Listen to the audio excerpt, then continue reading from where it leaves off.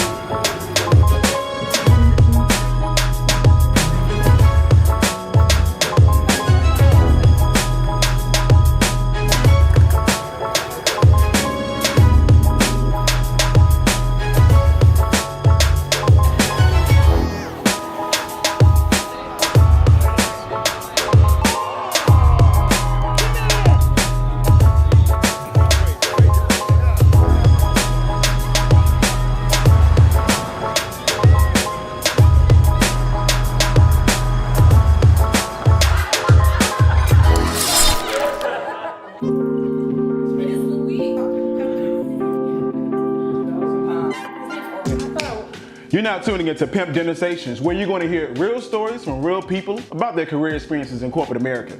Now let's eat. I thought about that girl, little Vicky.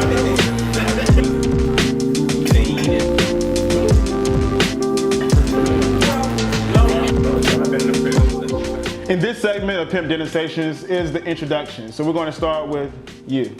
I'm Jazzma and I am in customer service. I'm Jessica and I'm a caterer. I'm Tony, I'm document control manager.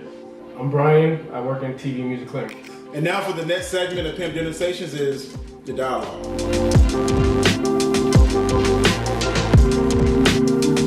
So this is a special episode of Pimp Dinnersations because we're in Los Angeles, which is the birthplace of the corporate pimp. So we're going to actually have one topic to discuss tonight, and it is related to the book that I published, How to Pimp Corporate America. All right, you guys ready? Yes. Ready? All right.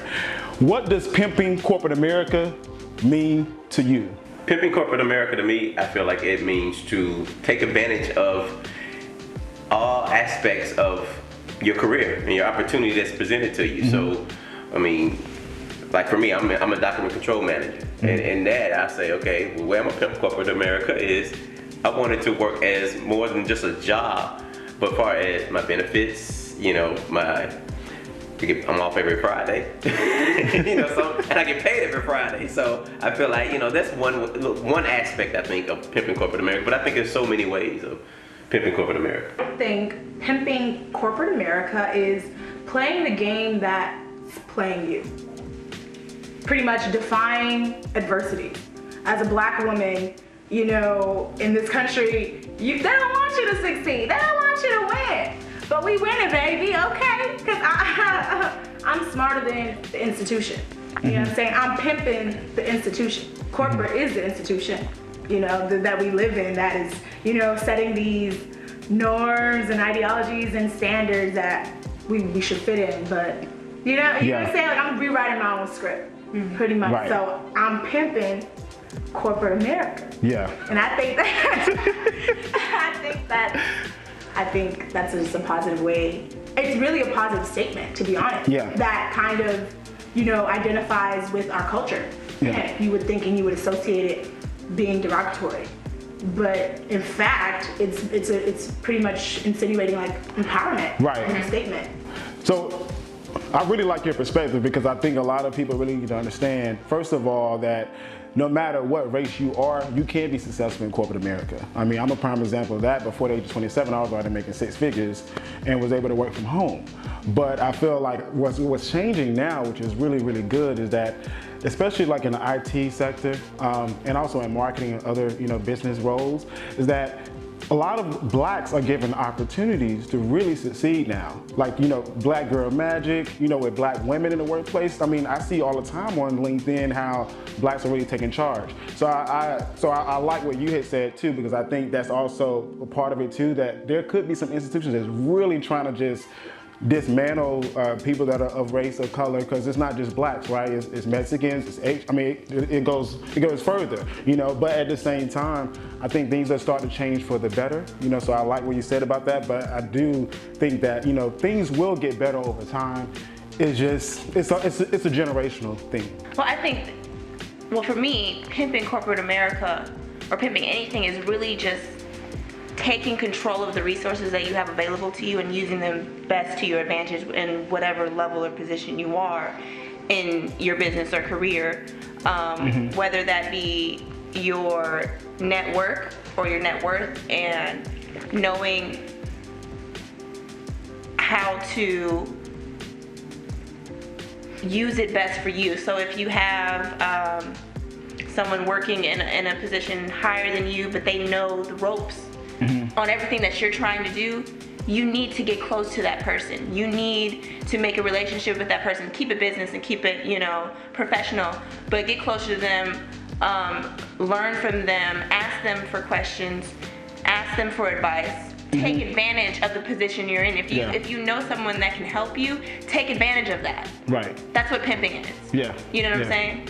Basically, not leaving stuff off the table. Yeah. Okay. Gotcha. If you don't put yourself out there, then you're not going to get anything back. When it comes to pimping, both you ladies really presented some really good points, right? So in your point, you mentioned like how with pimping, people can probably look at it as a negative connotation, you know what I mean? And it definitely does, in a sense, it does really come from, the black culture, because, people always think of pimps and they're like, oh, black, But then always I switch it up. And I tell them, look, pimping is like, going back to you, it's about using your resources in corporate America to upgrade yourself. And it's about changing the game to say, look, pimping is really about how can I be a better person in corporate America so that corporate America can give me that raise that I want, give me that job that I want, and what have you, and the list goes on. So both of you all, and even you, Tony, like when you mentioned earlier, about using your resources, because I think it's really important. Brian, what were you going to say? What I was going to say, a good pimp kind of assesses the situation, kind of scouts it, and kind of see what works best for him. And so I feel like a good pimp can kind of like assess the situation, learn from everything, and then kind of not necessarily attack, but kind of make his move at that point. And, Like playing chess. Yes, exactly, like playing chess.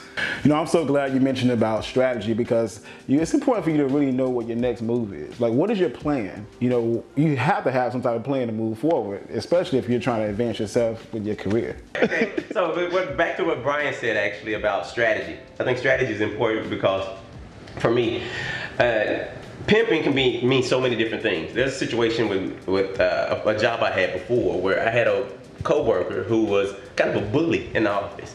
Made everybody else feel uncomfortable, would always say things that was inappropriate. And they kind of stuck me next to that coworker. My cubicle was put next to that coworker because I learned how to pimp the situation. So what I mean by pimping the situation is learning how to handle multiple personalities. Yeah. Being able to deal with people, basically meet people where they are, kind of like what some people say at church, meet people where they are. And the fact that she had gone through losing a child to cancer. Wow. And a husband that cheated on her.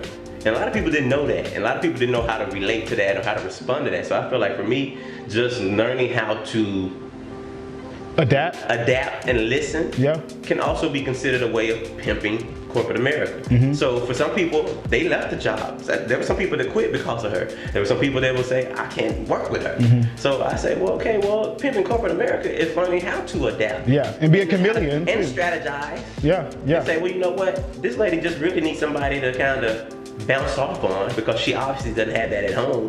I can let her bounce off on me. I mean, as long as it doesn't, affect my money, and it's a smoother office running environment for everyone, why not? So you mentioned earlier that a lot of people left, right? They couldn't deal with your manager and whatnot.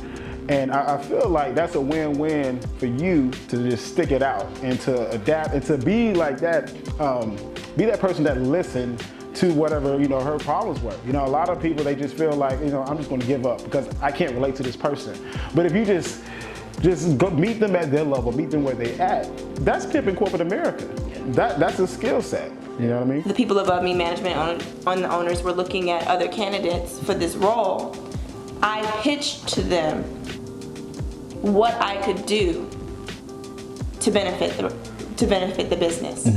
So I feel like in pimping, what's really important is being able to say, hey, this is what I want from you and what I need from you, but also what I can give you. To you. Yeah, exactly. And that's really how it has to be a win-win situation. Right. everybody has to win. So Yeah. hey, you get me, not only do I get a higher salary and more and the hours that I want, the responsibility that I want, but you get someone who's going to make sure that all the numbers come in right at the end of the night. That all the sales are great with numbers. You know, I handle numbers back and forth all day. I got that down. You don't have to worry about, you know, at the end of the day when I'm done, the numbers are going to be right. And that's something that you've struggled with in the past. You don't have to worry about that with me. I too had a similar experience pimping corporate America. Not only in my current, catering business job, like working for a couple companies in LA, but in my prior customer and sales experience, I deserved a raise. I demanded a raise. I realized and I recognized my worth. And how are you going to know that if you didn't without experience, right? I'm working hard, and I'm like, wow, everyone's moving up around me, and I'm not being recognized. And it's like, okay, y'all not gonna play me. Okay, you're not gonna. I didn't allow that to, affect. I realized other people were allowing to be, the people just want to be comfortable sometimes, like, or stagnant, and it's like sometimes you don't recognize your value. But I realized, wow, I have this value, and I deserve better, or I could be elsewhere. So I set that on the table. Look, And you made your demands. Nice. You're gonna lose, a loyal, hardworking employee if I don't get what I'm worth. So, Brian, what's your story? Well, there was a position that I was kind of scouting for at another company, and basically my job already had somebody fill that position. So what I kind of did was kind of learn from that person and kind of took their knowledge so I could apply it to the other job. And so I was basically pimping my old job to get my new job. Well, Josh, how can I work my corporate job and still maintain my side hustle, that balance?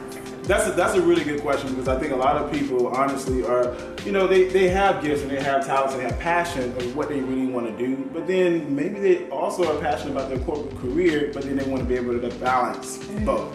And so it's really about time management, number one. Like managing your time, of course, with your 9 to 5, and also having that time and making that time to really focus on your side hustle. But it's also, number two, being able to have the right people that are in your corner to really support you. So that you're not having people that are just going to be against you and say, why are you doing this side hustle? It's never going to go anywhere. But what if it does go somewhere? What if, you don't, end up, staying with your corporate career, you actually want to work on that side hustle. So that could be something too. But I always say, look, you always want to have something that's guaranteed, right? Corporate America does provide that, to a certain extent. However, you have your own passions that you have to live out. So you can't neglect those, you know what I mean? Like, you mentioned about your side hustle. So what's your side hustle? I'm an entertainer, performer. Oh, what? So my master is blind. You feel me? I'm a singer. You sing? You sing? Well, you go ahead, sing a little something. Do like Lauryn Hill on what was that? Sister Act 2. Go ahead. I got you with some Tony. Oh, you got Tony. Go ahead, let's hear a little Tony. I love Tony. I'm Tony Braxton. Unbreak my heart. Say you love me again.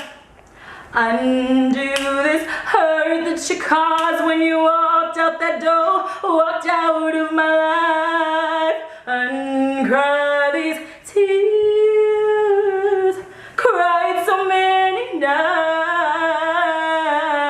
Unbreak my heart, my heart. Hey! Yeah! Woo! That was awesome.